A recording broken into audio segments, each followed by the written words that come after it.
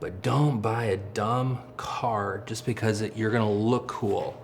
That will pass and you're left with a ton of debt. Instead, save that money and you're gonna have a better return than if you had invested like $50,000 in the next year.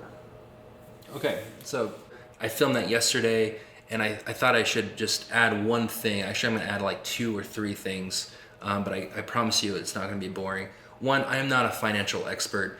I have gone through the process of losing money, of earning money, investing money, experiencing gains and losses. I've invested in business startups that have failed. I've invested in business startups that have gone well. I've recently started investing in more ETFs and mutual funds and real estate. And from what I've experienced, there's a lot that it seems like the current generation or the previous generation haven't picked up on. And my mind is blown. Like, where are these life lessons? Learning about finances is a life skill. Why aren't we teaching finance in high school?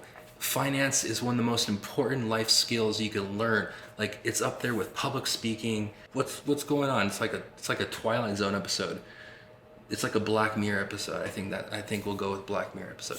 It's like a Black Mirror episode in our society with people of all ages, young and old, who have no basic understanding of budgeting and financing and understanding what liabilities and assets are.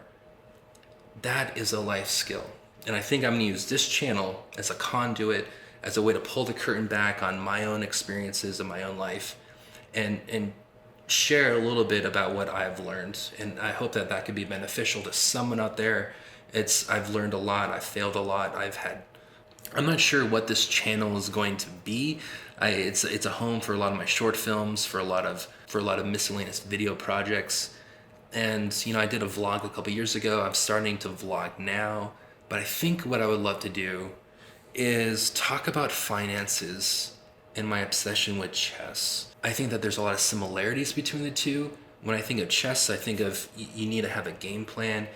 There's a lot of technical outcomes that you need to explore. It's avoiding inaccuracies and wrong moves. And that's a lot of what finances are. A lot of finances, all it is making plans and trying to predict what's coming up next that you need to plan for and you need to maneuver around. And I think finances is a game of chess that we play our entire life.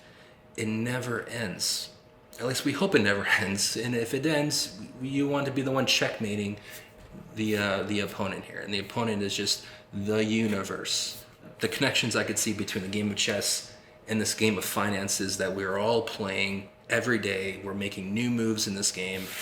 There's something there to explore. I'm going to explore those connections on camera on this channel for you. So that's what you're in for. Thank you for watching, and have a great day.